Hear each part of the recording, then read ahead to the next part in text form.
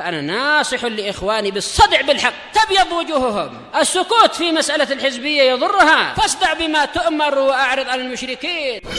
سلامي على دماج ورجالها والشيخ يحيى ودار العلم يا سعد بانيها.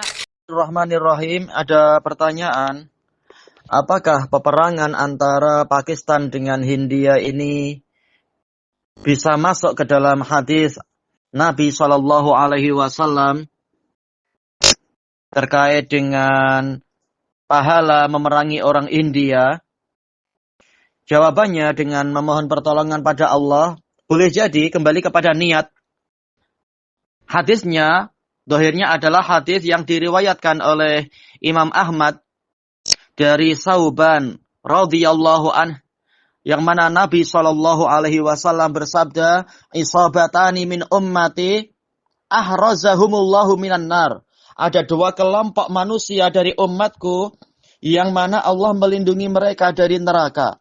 Isabatun taghzul Hind wa isabatun takunu ma'a Isa bin Maryam. Satu kelompok memerangi Hindia dan satu kelompok bersama Isa bin Maryam. Riwayat Imam Ahmad sebenarnya ada kelemahan karena Abu Bakar Ibnul Walid Az-Zubaydi ini dihukumi majhul oleh sebagian ulama. Dan juga ada Baqiyah Ibnul Walid, beliau mudallis tadlis taswiyah sehingga kurang kuat. Dan juga diriwayatkan juga oleh Imam An-Nasai di dalam As-Sunanul Kubra dengan penyakit yang sama juga. Tetapi ini dikuatkan dengan sanad-sanad yang lain. Dikuatkan di dalam riwayat Imam Al-Bukhari. Bukhari bukan dalam Sahih beliau, tapi di dalam At-Tarikhul Kabir. Dan juga Ibnu Adi di dalam Al-Kamil. Demikian pula Ibnu Asakir di dalam Tarikh Dimashq beliau.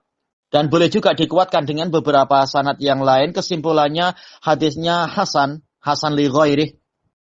Adapun kalau Syekhuna Muhammad Ali Adam Al-Ethiopi rahimahullah di dalam Dzakhiratul Uqba, beliau mensahihkan dengan penguat-penguat, tak masalah insyaallah. Jadi kesimpulannya memang ini menunjukkan keutamaan memerangi Hindia yang mana mereka adalah mayoritas musyrikun. Walaupun musliminnya banyak, tapi musyriknya lebih banyak lagi dan pemerintahan mereka adalah pemerintahan musyrikun dan muslimin banyak ditindas di sana. Dan Nabi tidak mengatakan perang Hindia itu hanya di zaman tabi'in kah atau zaman apa. Karena kita tahu Fathul Hind itu di zaman yang terkenalnya adalah di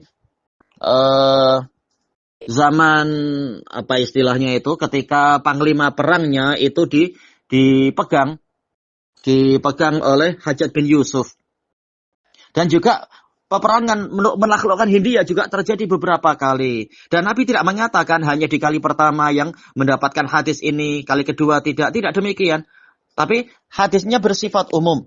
Maka selama orang-orang yang memerangi Hindia itu niatnya jihad fisabilillah dan tentunya dengan bimbingan ahli ilmu ya, bukan dengan cara teror-teror. Karena nanti muslimin yang akan terkena dampak buruknya kalau memakai gaya-gaya teroris, gaya khawarij, bukan. Tapi jihad yang syar'i, ikut bimbingan ahlu sunnah wal jamaah, bukan cara khawarij, bukan.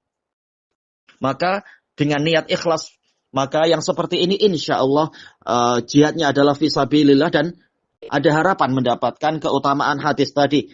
Bukan semata-mata membela negara, terutama misalkan yang sekarang adalah prajurit perang Pakistan, niatnya memang menolong agama Allah, menolong kaum muslimin yang tertindas, mungkin yang di perbatasan atau di dalam Hindia atau di Pakistan dan seterusnya.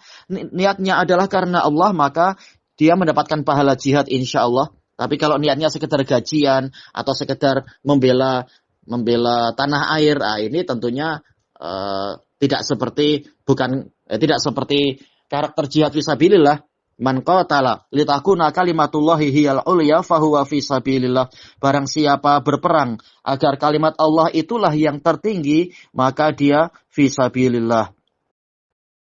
Kembalinya kepada niat. Apakah niatnya agar kalimat Allah itu yang tertinggi atau sekedar untuk perkara duniawi atau perkara nasionalisme? Ini kembali kepada niat.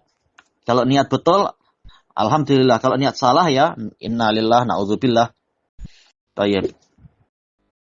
Hadis ini hadis Abi Musa al-Asy'ari diriwayatkan oleh Bukhari Muslim. Masalah man qatala litakuna kalimatullahi hiyal ulya fahuwa fi sabilillah. Barang siapa berperang agar kalimat Allah itulah yang tertinggi, yang menang, maka dia fi sabilillah. Ilahuna wallahu a'lam walhamdulillahi rabbil alamin.